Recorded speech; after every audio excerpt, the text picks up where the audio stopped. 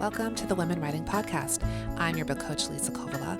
I'm an author, accelerator, certified fiction and memoir book coach, and the author of Sisters Winter War, Surviving Stutthof, and the upcoming Like Water for Weary Souls. And as a Finnish Canadian, I love my coffee. Take a coffee break with us as we chat about all things writerly with authors and publishing industry professionals. In today's episode of Women Writing, I'm having a coffee break with Anne Charles. Anne is a USA Today bestselling author who writes hilarious, sometimes hair-raising, award-winning books overflowing with humor, mystery, adventure, romance, supernatural elements, and whatever else sounds like a great time on the page. Anne has a BA in English with an emphasis on creative writing from the University of Washington. When she isn't escaping into story worlds, she is arm wrestling her kids, planning road trips alongside her husband, and arguing with her sassy cats. Check out her website for more information on her books. Hi, Anne. How are you?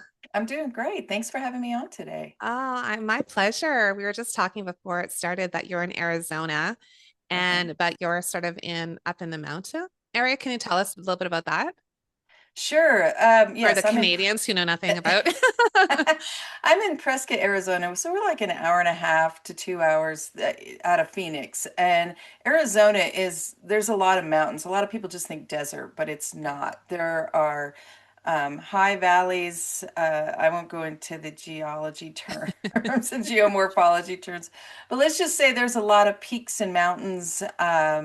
And they call them islands up in the mountains where, it's green and it's cooler and we get all four seasons. And so that's kind of where I live, but it's wonderful because we have all seasons. We don't get too hot, we don't get too cold. We do get snow.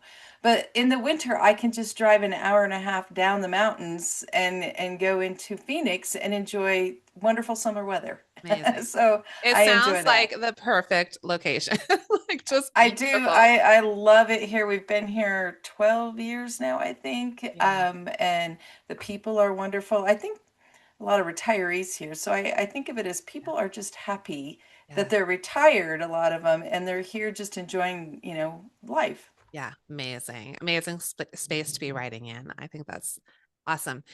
So I do want to talk to you about your early writing life. Like, I often ask this question because I'm always so curious. Were you always a writer? Were you writing as a kid, or is it something that came to you a little bit later in life? It didn't come till my 20s. It wasn't it seemed like a lot of work. So I wasn't really into it. Correct. I often talk about archaeology I really love archaeology and I was Yeah. very interested, but then I looked up how much writing work went into it Mhm. and I thought, nah, that's not for me. That's Okay. too much work. So, writing was never the top of my list. I did enjoy reading. I have, since I was young. But what really got me into it was in my 20s, I was reading a lot of different books, and I just didn't love the endings. And it's no insult to the author, it's just we each have our ideal endings that we like. And I kept kind of being frustrated with all the different books I was reading because I was like, that didn't have enough, that was too much, and it was too much drama, that was this. So then I just thought, write your own. If you're so picky about it, just write your own story and write your ending and quit your complaining about it all, and that's what kind of got me into it was writing a book. And I didn't even the first one when I wrote it, my intentions at the start were not to ever turn it in to be published. It was that whole just shut up and write a book yourself, then, if you think you're so much better than endings. And it wasn't the greatest at all, but I still have it. I hand wrote it, and I did follow through then with writing a synopsis and doing a proposal and sending it off to a publisher. So I went through all the steps and Mhm. I was rejected, as it should have been. But they were really kind. I sent it off to a publisher in England, and I always think the Brits were so kind to me. They said, don't give up. This isn't for us, but we think you show potential, so keep trying. And it might have been a form letter, but I bought it, so I kept going. And, for the next 10 years after that, I just kept at it, in between college and divorce and remarriage and children. I just kept doing it because it just felt like maybe it's the Virgo in me. I needed to complete this task Yeah. and make it, reach an ending that was satisfactory to me and my own tale. Yeah, And amazing. so that's kind of how it all got going. And I just kept going from there, I love that. I and love the doing, fact that you saw like, oh, okay, I can do this. I don't love what I'm reading and I think I can do this. And then when you're told, okay, no, not so much right yet, and they're encouraging you to continue, like, okay, yeah, I'm going to keep going. There must be something about that drive that is needed to like yes, to complete even just the first novel, but to continue writing over and over, especially in those early years when you are rejected. It's hard to hear that and then say, okay, well, I'm going to keep working at the craft. I'm going to keep improving my writing and my right, stories. Yeah, right. it's Yeah. incredible. It's really, there were a lot of punches to the gut. Yeah. Early on, I remember submitting 50 pages of a book to, she was a published author and she was helping our critique group by Mm. reading our first 50 pages and giving us feedback. And of the four of us who were good friends, I got the worst beating. And she just hated my novel and just ripped me up. And if I should have, at any point I could have stopped, it was at that moment when I was Right. just feeling so humiliated by this author. Not that I'd read her books or loved her books, I was just taking her word for it. And um, keep that in mind. Yeah. It's one person's opinion because she didn't keep publishing for much longer after that. And I kept going. Yeah. And I'm still going, Yeah. And I did improve. It wasn't like I said, you're wrong. And I'm right. It was like, oh boy, I have so much to Yeah. learn to make this work. Yeah. And it was a lot. I could have given up. I had a lot of other things going on in life, but again, there was something in me that just was like, I'm going to get this. I'm going to Yeah. do this I'll and I'm show going you. to get it right. And yeah, and I can make this work. And so writing was never really, oh, I just want to be the writer, and the joy of that. It started out as I'm going to do this. Yeah. I had teachers in college that would say, I don't give A's in my class. And that always drove me to go get the A, made Right. me work twice as hard. So I have this bad habit when people say, you can't do it that way. Yeah. There's like a maverick in me that goes, watch. Right. It Yeah. it I may think that's a really nearly, good habit, actually. yeah, it might nearly kill me, but I'm gonna do it. Mm. And not somewhat to show you, but as much to show me Yeah. that I can do this. Yeah, don't let So, anyone put you down, right? I love that. yes. I have a similar thing like when people say I must do it this way, that's when I'm like, no. Like I just feel like that kind of like I don't know, I just feel like as soon as it's sort of like black and white for me, then I'm like, I don't think it is. Like I just don't think it is. I I think there's know. another way. I think I can figure this out. And I think maybe that's needed for a lot of authors who, because it takes so much persistence to get, get into this industry and start to understand that it becomes less. I mean, not less. It's about the writing and the book and those things too. But then there's the other side, which is the industry side and the readers and getting it out there and the whole business end of it, right? So, Right.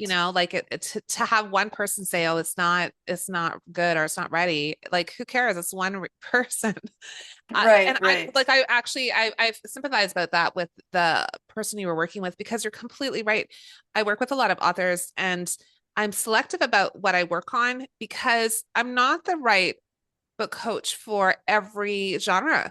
You need right. somebody in a genre that you feel really comfortable with that understands it that like if they don't like that genre, it's going to be harder for them to understand what you're going for and help you and guide you.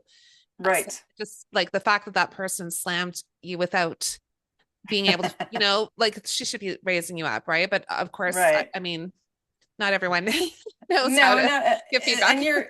if there's a lot of egos, there's a lot of stuff that comes into play when you're out there in this Yeah. world. Mm, I just want to add, I have a really good friend that told me one time, she said, you will succeed because you refuse to fail.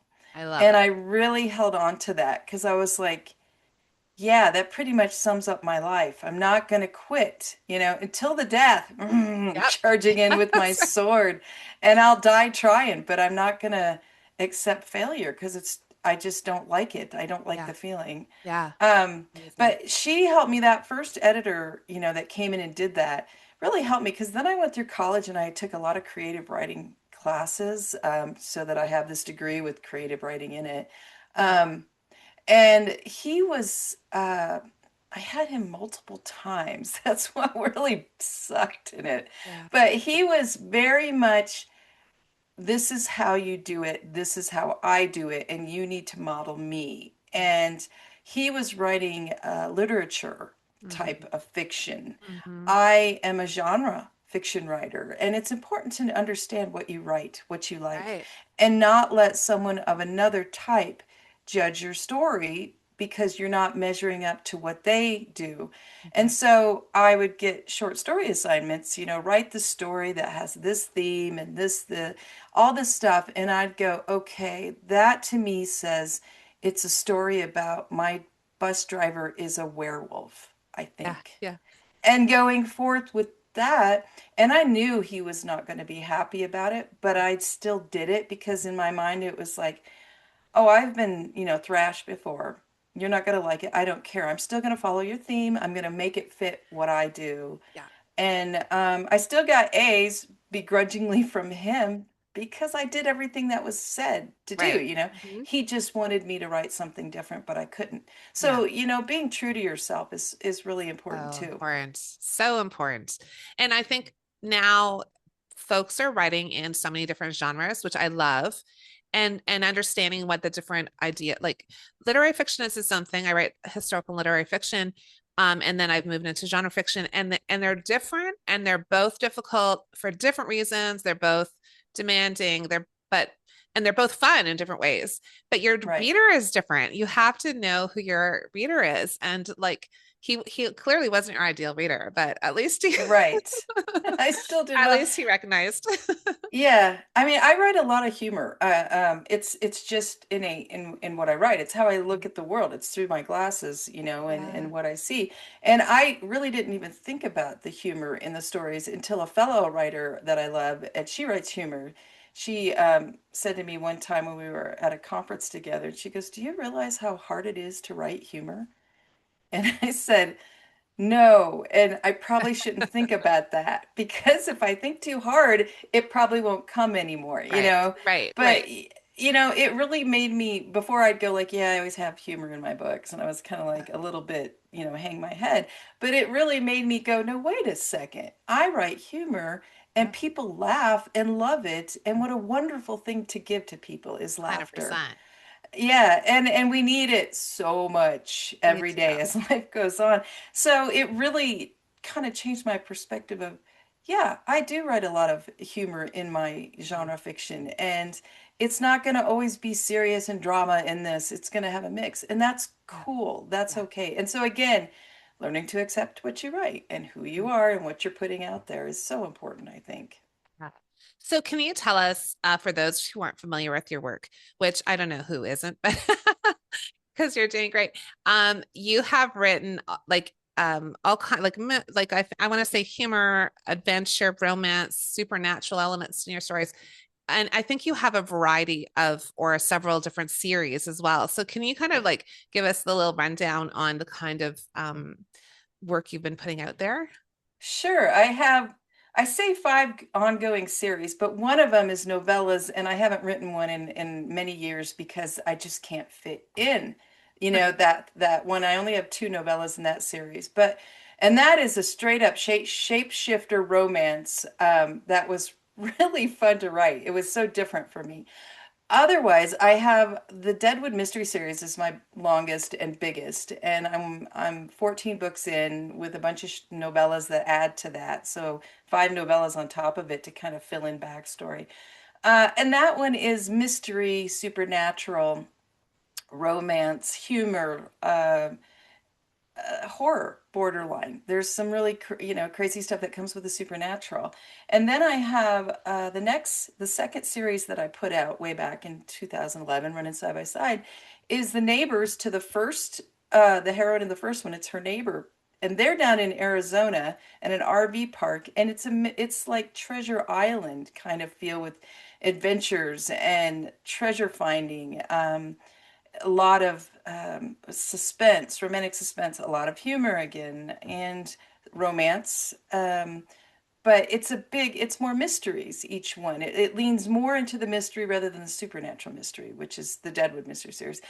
And then I have a series called the Dig Site Mystery Series, which is that archaeology that I wanted to do. It's a series set in the Yucatan in Mexico, and it's all about the Maya people. And it's an archaeologist, and the hero's a photojournalist, and they're supernatural. And it's kind of the concept of what if all these myths, all these ideas in the Maya mythology and their religion, were based on something that really happened, truth. And so it's supernatural, archaeology, adventure, humor, romance. So and I create dig sites. I make them up because I thought from the beginning, boy, howdy, you can't screw this up. If you say you're in Chichen Itza and you do it wrong, oh boy, everybody's going to write to you. Right, So right. I thought I can work really hard on the Maya mythology, the people, the culture, and all the history and what we know.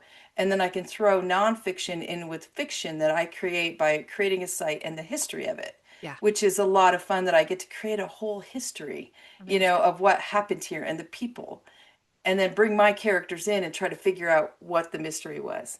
Yeah. So that's that series. And the fourth series, well, the fifth, but I guess the other one that's active is I co-write with my husband. It's a prequel to the Deadwood Mystery Series, which is contemporary. Mhm. So it's a historical fiction and it's set in the 1870s and it's how all the crazy supernatural stuff was started, what was going on back then in Deadwood. So there's a lot of research with that one again to get the history correct. My mom lived for 30 years in Deadwood. She just passed away a couple years ago, but she lived her life there.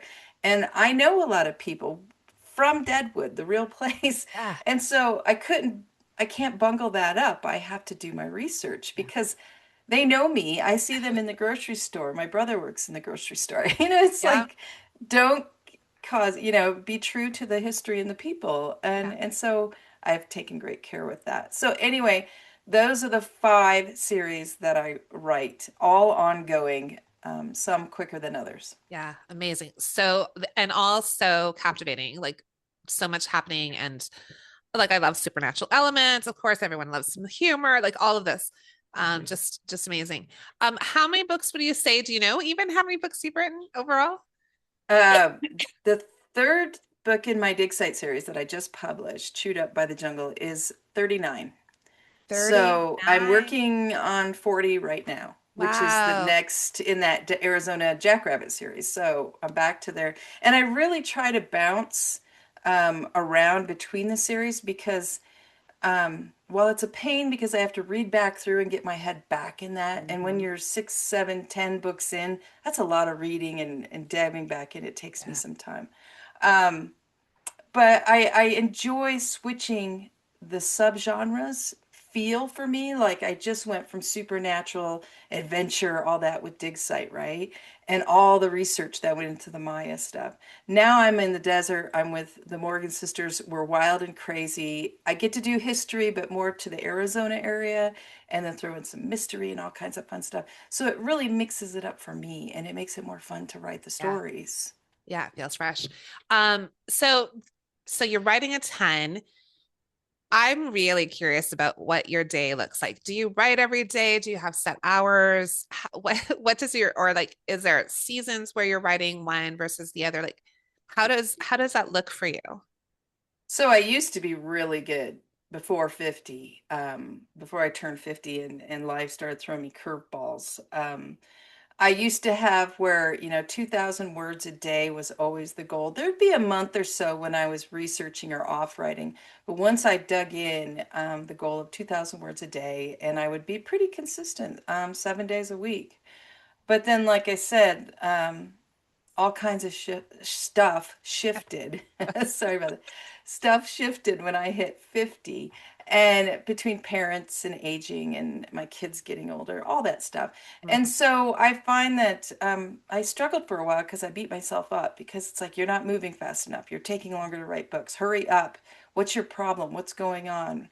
And in the last year or two, I've started giving myself a break. And still, when I'm writing, I try to stay at 2,000 words Yeah. a day. Mm. But if I don't write for one day because life came in between, I'm okay with that. I don't want to miss out on life anymore. And for Yeah. so long, I felt like I can't remember those years because I was so busy writing, writing, writing, and working so hard. Yeah. Um, and I've had a lot of older writers, meaning they've been in the business longer, that have told me, be careful.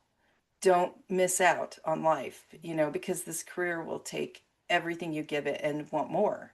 You Right. can always write more, and readers are wonderful because they always want more. Mm. Um, so I've had to really learn how to balance over the last couple of years. So like I said, by the end of this month, I'm rereading. It's taken me a month to reread the whole Jack Rabbit series because of, other stuff I'm doing, selling the next. I'm doing a lot of marketing right now, but I'm getting ready to start the book at the end of December, and I hope to have the book done in about 3 months. Probably four, let's be honest. So, and then I have a month and a half long editing process with an editor and beta readers and all that stuff. So, Yeah. I'm just not one of those. I wish I was one of those writers that could put a book out every month. Wonderful books. The problem is I write long. My books are 120K, Yeah. 130K, Yeah. and I just, as much as I've tried to hurry my brain along, it still says, this is what we're writing. And it's Yeah. going to be twisted plots and all this, and just Yeah. calm down. So, Big time. Exactly. So, are you okay? Are you a plotter or a pantser or some combination thereof? what did I say in a previous thing? Somebody asked that, and I said I'm a plantser. Yeah, I like that. Meaning, I start with plotting. I do some steps, GMC, goal motivation content, not content, conflict. I do scene and sequel as I go. I do all these, official tricks of the trade to make the story, to build the story. And I'll do a full plot outline before I start really high level, like just a paragraph for each, turning point, black moment, resolution.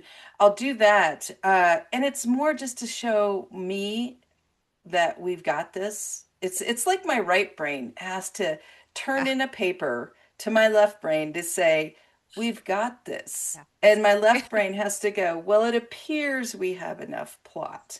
So I will let you start. And the right brain goes, da, da, da, da, da, da, write it, chapter 3, we're off. We're Yeah. going in a totally different direction. And the left brain's like, what the heck? I And thought we were telling this story. And then it has to just throw up its hands and go, okay, right brain, tell the story. yeah. So I really feel like I'm a mix because of Yeah. that. I think that's I've talked to a lot of writers who have a similar experience that plotting is sort of an important first step to calm down and get to it, but then Yes. also whatever, like it can be right beside you and you'll be like, no, we're veering off over Yeah. here. And then make go back and go, okay, what were we planning to do? And keep that and I not keep that. And know. I hear that all the time. But then I also know some writers who really do have a super solid plan and plot outline, and Wow. they work on, like, one person here that I think it's Terry Fallis will spend a year working on the plot and just get it all down before he starts writing. But then when he writes, it's fast because he knows exactly where it's heading, Yes. doesn't deviate. So I mean, Yeah. it's whatever works for people, I guess. But Yes, yes, I know. uh, I always say my left brain starts out with the map, and then my right brain quickly goes, squirrel, yeah, and off they yes, go. yes.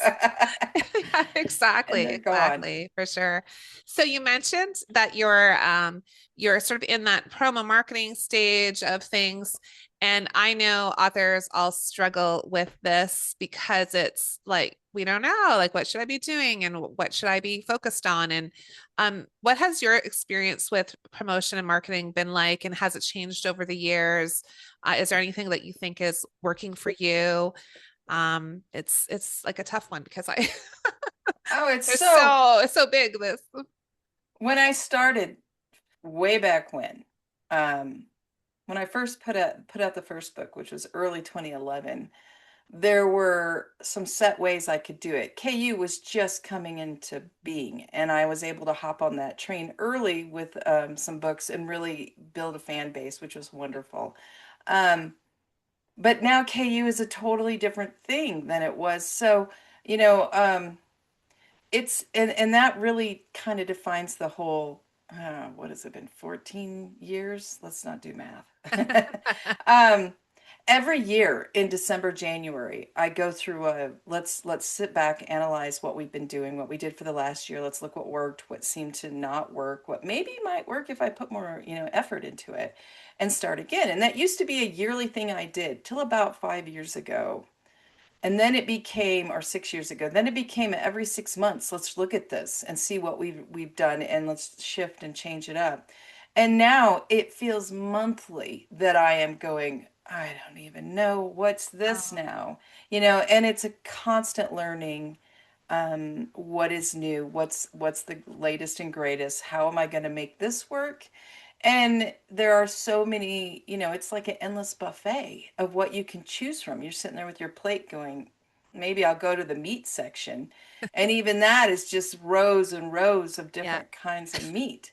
Really, I'd go to the dessert section Really, first. me too. And I Let's be always check honest. out what I'm going to have for dessert so I Veggies or dessert. decide, yeah, how much food am I going to put it in as a base? Because how much room do I need to leave for Right. dessert? 100%. Yeah, so um, it's just constantly changing, and I can't emphasize that enough to newcomers or even those that are, in a bit, because they'll relate. What used to be the thing, oh, you've got to do these kind of videos. You got to be on Instagram. You got to be on Facebook. You got to be on this. You got to be on that. Well, what I've noticed in many in the last couple of years with Facebook is the algorithm is really holding us down. So you have to you have to get a newsletter out. You have to do so many things. And then if you take, okay, let's say let's build your newsletter, which everybody's heard. Well, Mm, here's the thing. You have to have it so that they open it and click. right. Because if you don't, Google will start stifling you, or whoever will Mm, start not, yeah. and if you get too many spam things, so you have to constantly clean your newsletter list. It's like your dang shower. Yeah. Every Yeah. week or two, you got to get in there and scrub it down a little bit again. And it's like, Yeah. especially if you have hard water. So it's constant. And so one of the things I did last year was I said, okay, scrap it all. We're starting over. We're going to pick something new every month and we're going to try it Right. and see how it goes. Starting with one of the first things I did was YouTube. Okay, I Mm, have this channel. I need to up my game. I've only done a few things and showed like podcasts on it, but let's start doing weekly posts and interacting that way. Because what if Facebook shuts me down, which they right. are doing to authors left and right? Oh, it looks like you're, as a spam or a hack. We're shutting your whole account down.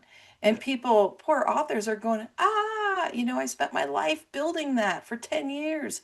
So I realized I need to put myself out there so much more on the other places and pull back on Facebook and Mm, redirect Facebook people to these different places. yeah. So another thing I started was a Patreon account, which is having patrons. I don't know if who all knows what Patreon is. And you can have freebie members in your Patreon club or account, whatever you want to call it. Mine's the Ants Alpha Club, that are free and they're just there. So you give them content there. But then you can also have paying members at different tier levels that you give more to. So I fought that for a long time, but a good friend said, try it. They love you. They're there because they want more from you. Just be open to it. Don't worry about the criticism, that you feel like might come. So I started sharing early drafts as I wrote of the last book with those that were in the paying members, and the freebies got other stuff. So again, another place I started taking my newsletter and going, if you're not opening within 6 months, you got to go. I'm sorry. It costs a lot to have a newsletter, Yeah. every month. It costs me. And if you don't open or you don't click, then it's hurting my Yeah. open rate for all. It won't ship as many to all the people on my list. And I have to tighten this thing up. So Mm, I've had to get brutal where I'd be like, I don't want to, I had almost 10,000 and I'm now down to 4,500, but they open, these are the openers, the ones that really want to be there. And so, my open rate's 80% and more. So you have to Amazing. start looking at your, you know, where before they said just get as many newsletter subscribers as you can. No, no, no, no, no. It hurts you now. So Right. that Yeah. changes. Thankfully, stuff like SEO, which I was always on my list to learn more about, for my website and everything. Well, now they're like, that's not going to matter anymore because of AI. So I'm like, Okay. whew, Yeah. one less So thing I have to okay. work. Kind of good news. I know for years I've had people emailing me going, your SEO needs work. We can do it for you for X amount of dollars. And Yeah. I'm like, don't have to pay attention to those anymore. Yeah. Excellent. So it's Excellent. it's really, what do you want to do? Do you want Yeah. to be on TikTok? Do you want to be just running ads and that's all you want to do and not put your face out there? What do you want? And pick it and play with it and experiment. And that's my life, man. And I would really like to just write a book Right? and focus on Yes. that. Yeah, I But think that's exactly it. Authors, especially when you're new, you're just trying to learn how to write a book and you're just trying to do that work. And then all this other stuff seems daunting. But I like how you're talking about it as don't do all the things, don't be on all the platforms. Pick the thing you like and get good at it. And then, I mean, you could add something later or you could right. change it up or whatever. But I'm the same. I had a whole bunch of different platforms at the beginning of last year. And I thought, this is insane. Like, I can't Yeah. keep up with the posting. And I just kind of scaled back to a couple of social media and then Substack. And that's manageable. And I feel like there's community there. But also I totally get what you're saying about like Facebook algorithms. I don't know who sees these things or if anyone does, or if it's the same 10 people. Like it's, Right. like you really don't know what the reach is. I know. So yeah, Isn't it funny? Facebook will go, congratulations, you've been posting enough good content with that we're going to expand who can see it among your already right. followers and friends. And True. I'm like, they wanted to follow. Yeah. They are friends. Why won't you let them see it? Yeah. It's And I just feel like Facebook is going, good on you, yeah, good for girl. sure. And I love that when you have a newsletter, you own that list, that email list, whereas Facebook and Instagram, like you say, if you're shut down, that's it. You don't have that Right. information that you can bring It's somewhere else. It's so important to, I don't want to say train because that seems like it's like a dog, but teach your readers where else they can find you. Right. Because if you get shut down on a platform, you need to be able to say, you know where to find me. And Yeah. they go, oh, well, if I can't find her here, I'll just find her over here Yeah. and she's still doing stuff. And then I'll interact with her or him there. And I think that's really important that you establish not all your eggs in one basket. Mm, Because I've just seen so many authors in a panic, crying, mm. mad as, all get out because they got shut down and they're stuck. It's the same with Amazon. How many times have you heard of authors getting their account pulled? Yeah. And Scary. that's a scary thing. So especially if you're KU Yeah. and they lock you up. You're all in. Yeah.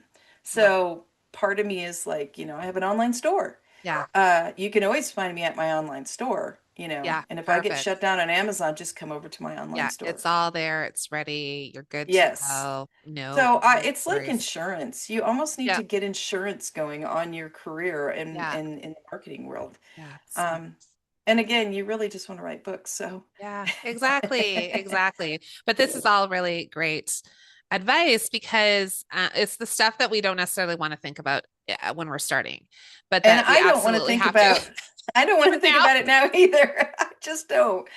The Yeah, older I yeah. get, I'm like, oh, Uh, wow, this is getting harder and there harder. has to be an But easier way. yeah, but I mean, right before this interview, I was on a webinar teaching me about another new thing that I'm trying to grasp and get down for next year to Yeah, experiment with. So amazing. constantly Yeah. just changing it up. Yeah, and educating yourself, right? And what's Right. new and what's coming. And my problem is sometimes is somebody will say, "Oh, you like this is really good. You should try this." And I'm like, "Okay." Like I'm the square, like, "Okay."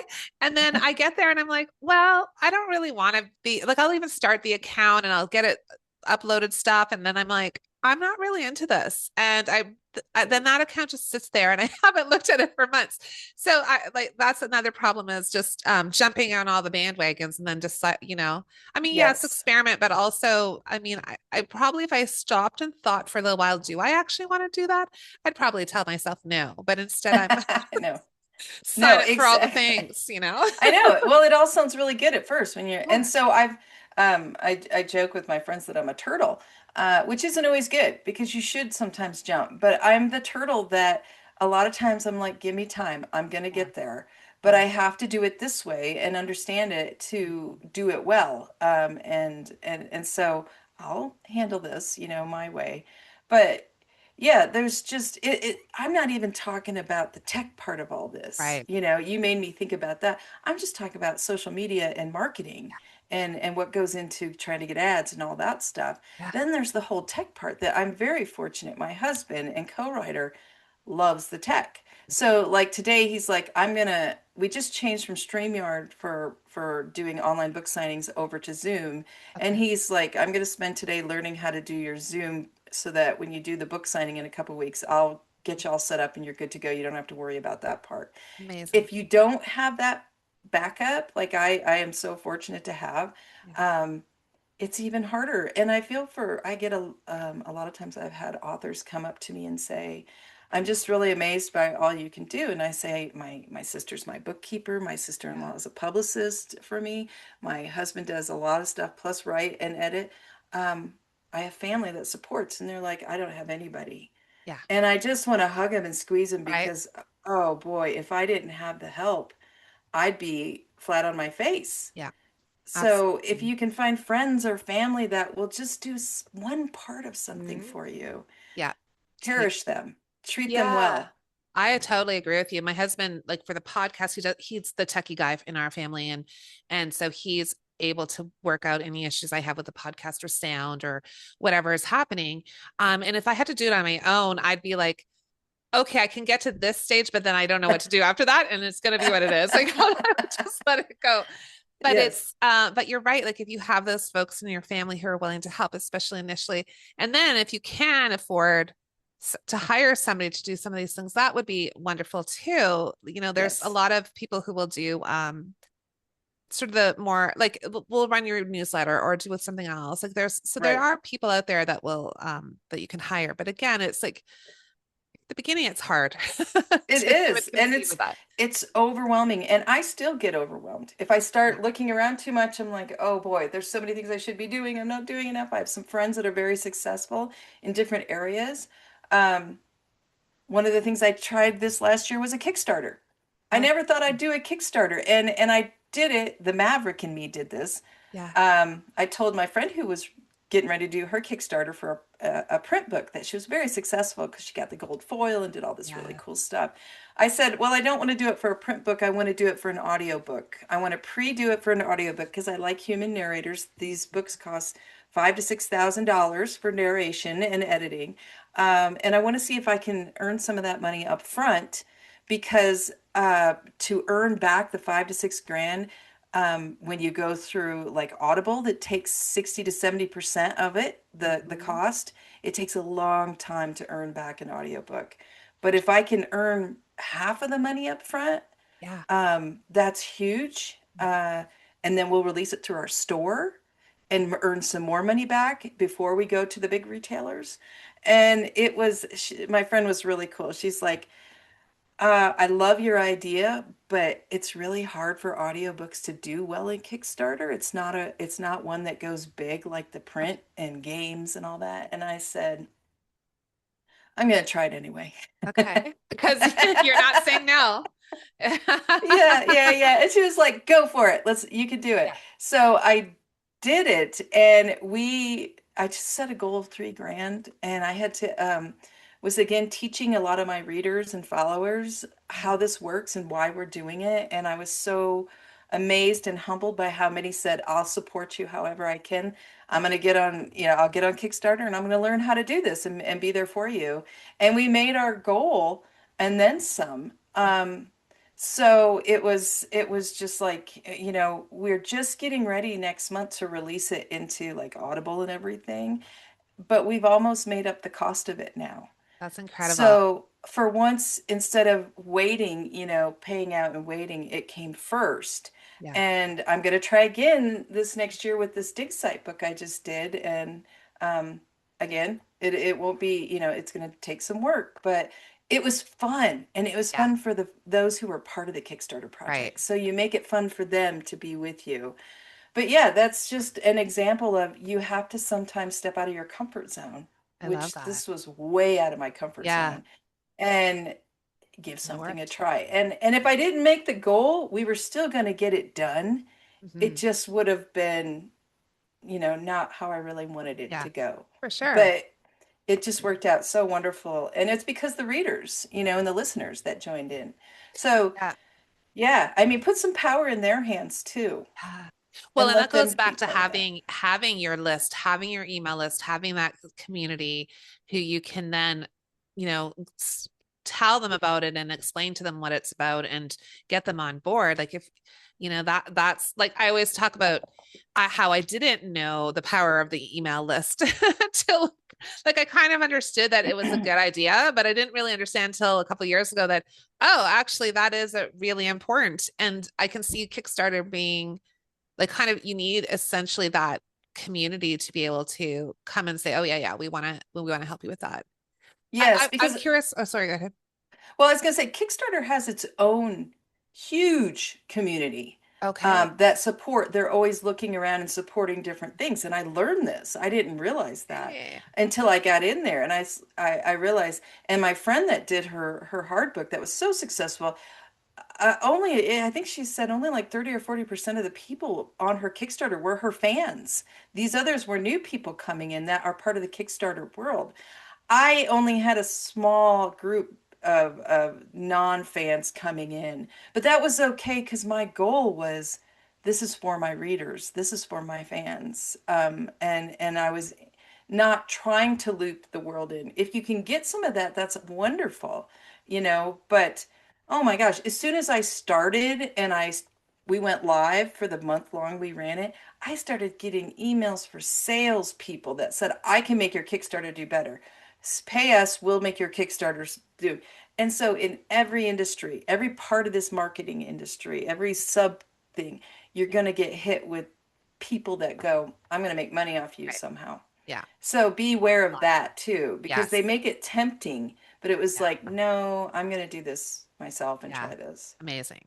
Oh yeah, on that topic, I think all authors are seeing an influx of emails written by AI saying how amazing their book is. And the first one Yes. I read, I'm like, oh, this is so lovely. And then I'm like, this sounds really strange. And then I was really red flag at the bottom when you Yeah. know that they're pitching you something and trying to make money. But yeah, we're all seeing that. And it's hard because now you have to like really stop and distinguish, is this for real or is this once like right now it's pretty easy to see that it's AI generated, but some of them are getting really good. And I'm like, wait a Right. minute. What, Right. like, I don't want to miss an opportunity, but also this isn't for real. So Challenging. here's something I learned, stumbled into. Okay. Look at Facebook will send you if you have a professional author page or professional page, they'll send you a update every now and then on what your open rate is, how you're doing, what's going on, where people are coming in from, who's your audience, how many, if you're in the US, how many from the US, how many from Canada, if you're in the UK, it'll give you all those details. And I stopped to look at mine last week for just a moment. I was like, yeah, yeah, yeah, Facebook. But then I scrolled through it and I noticed that 29% of the views on my Facebook page were Nigeria. Of course. You mean the Nigerian prince is following you? And I went, oh, that's why I just released a book. And within Right. an hour, I had spam coming in about how my book was so great and they wanted Right. to help me. And I 100%. was like, Ugh. So I read up on how do I go to Facebook, and I hate to do this, but how do I shut down a country from seeing my Right. Facebook page? Hmm. And I did that for Okay. Nigeria, and now I'm going to see if the spam slows. And I Yeah. don't want to just say everything from Nigeria is spam, but we No, but know that that's where a lot comes from, unfortunately. that's And right. so I have to shut it down for now and see, Will it make a what's going difference? on. Yeah, that's interesting. So Glad you mentioned look look at your that. stats and see where Okay. your traffic's coming from, and maybe you can see why you're getting some Yeah. spam. Okay. Really good advice because I think everyone's just like delete, delete, delete, but then Yes. Oh my goodness. And the strange email addresses that you get and nothing matches and Oh, I oh, know. I get one crazy. for my Shopify store that said, "Hey, all these transactions aren't able to go through and process cash because your Shopify store needs you to do this." And I looked at the address, always look at the address, of course. Yes. And I was like, that's close. And I went into my Shopify and it's like, no, money's, I had to change Shopify so that I approve every transaction Right. Okay. because I was getting spammed on there. They Ah, buy books for 99 cents yeah. with false or someone else's credit card. So it's like I'm constantly monitoring that. And so I'm like, oh gosh, my parents are going to email me about something and I'm going to be like, spam, That's right. fraud. Yeah, You're not really exactly. you. Right? Prove that you're you. Yeah. Exactly. Yeah, it's getting complicated, but that's really good tips. I do want to, this podcast is coming out in January and we're actually in November. So this might be a little early to ask you, but do you have New Year's resolutions or do you have a word of the year or any of those kinds of things? Or are you like, no, not into that, not Well, I used to do this huge long 3-page money, or not money, it was goal thing that I Oh, picked up from work long ago when I was a right. tech writer that HR would make us do. And so I would do that, and my friends would chuckle about, boy, you sure put a lot of time into your goal setting and measures and all that kind of stuff. And then again, about 5, 6 years ago, that just blew out of the, I just was like, ugh, I can't do it. I can't sit here and it depresses me a little bit sometimes now. So what I have done is switch to, like I said, what new things am I going to try this year? Yeah. And I'll make a list, of all I've been thinking about and try to aim for and give myself a month on each thing that I want to achieve. Plus write books, on top Yeah. of this. And Huge. and be a mom and a wife and try to make sure I take time for that. So Yeah. I do a little bit because again I'm a Virgo, so we come with planners built into our, Right. mind.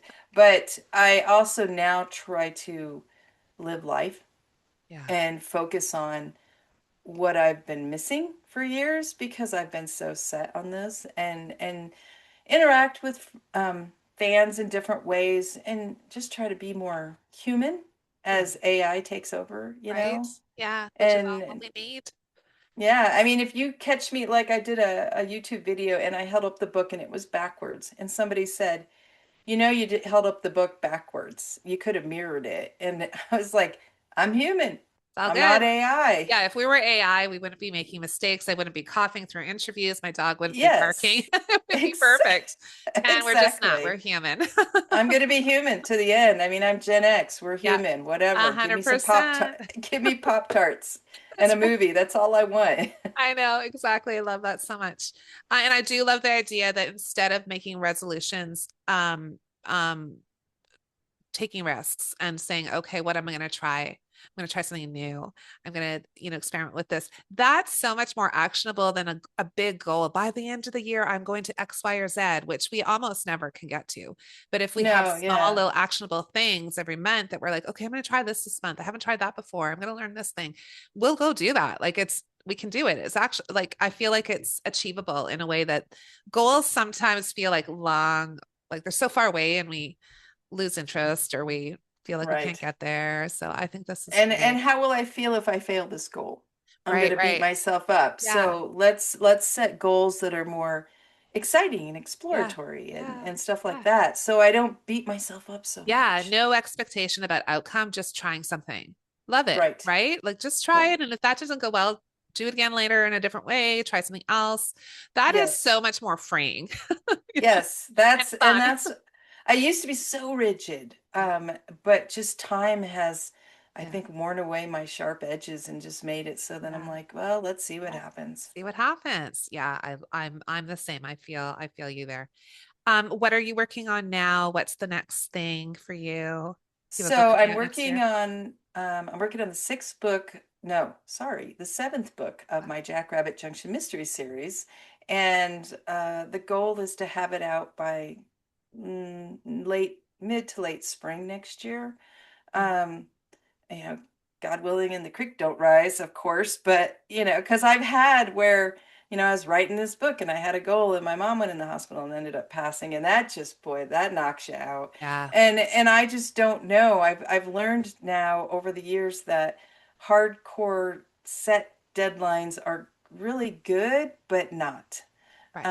And the older you get, the more life interferes, and you should let it, Yeah. you know, stop seeing it Absolutely. negative. So Yeah. I have this goal, and my husband is also working on the sixth Undertaker book right now, and I'll be working, brainstorming with him and doing my part in that. So Amazing. those two, and then I want to write next year, I want to write book 15 of the Deadwood series, Awesome. and get back over into that world. So Okay. yeah, in the meantime, I want to do some more YouTube. I've built up from like 300 viewers way at the beginning, 2 to 300 up to, I think I'm at 750 now. Trying to get to that magic 1,000 number so I can go live on YouTube. Right. Yeah. So I'm just Absolutely. doing incremental goals like that, I love it. um, and So just good. and trying to enjoy this writing life. Yeah, absolutely. Yeah. I mean, you deserve it after all these years of this work, work, work, work. Now just, sitting into it and loving it and enjoying it. And I mean, that's in the end, we love the books, but we also love the human interaction, right? It's those Right, connections we make that are right. so meaningful. I love this Yes, so much. yes. So people can find you on YouTube and they should subscribe because we're going to get you to 1,000. So you can move that YouTube channel forward. And where else can we find you? Oh my gosh, I'm everywhere. I'm like a bad cold virus. I'm everywhere. But seriously, the best place you can start on my website, anncharles.com, and go to the connect page. I think there's a list of all the different social media stuff I'm in, or just wherever you're at, type in my name, and there'll at least be something where I set, a stake in the ground there and said, here's Aunt Charles. Some of it I've done more, some I've done less. But you can start there and write to me, and then if there's anything you have question wise, we can discuss things. And I always tell people go check out the reviews on Goodreads and Amazon or wherever for the books if you're not sure, um, because and I always read the bad and the good. Um, they might give spoilers away, but Mhm. see if I'm what you like, I have swearing in my books. Some of them have sex on the page, so I know a lot of people don't like that, and I'm always like, Yeah. don't go in surprised. Yeah. And I'll let you know in book one of each series what's to come. One of the things I aimed for with each first book was to give you a taste. Right. This is what's to come. It's going to get more. So if you don't like it, Yes. that's cool. We each That's have fine. our, Yeah. yeah, but if you do, you're going for a wild ride. I love it. That's great. Thank you so much, Anne. It was so delightful to chat with you and your wealth of information. And you are such a prolific author. We have so much to learn from you, and people should go check out your YouTube and all your books and your online spaces. Thanks so Well, much. thank you very much. And I just want to say, I'm still learning Yeah. all the time. Even with craft, I'm always studying and learning more about the craft to write better books. So it's never ending, and that's a good thing, Yes. right? We always have a purpose, something more to learn, and that's kind of fun. Absolutely. So, um, thank you for having me on here. It's been Oh, wonderful to chat with you. you're so welcome. Thanks. Do you have writing goals that you want to achieve in 2025? If you need support, encouragement, accountability, and community, join the Women Writing Circle. We meet bi weekly to set writing goals and get pages done. Go to Women Writing on Substack and subscribe. Let's create a little magic this year. Thanks for taking time out of your schedule to have a coffee break with us at Women Writing. Don't forget to subscribe to Women Writing on Substack. If you like this episode, share it with someone who needs a writing break and a little inspiration. Happy writing! Thank you to Michael Jensen for his original music and editing, and to Mia Jensen for the logo design.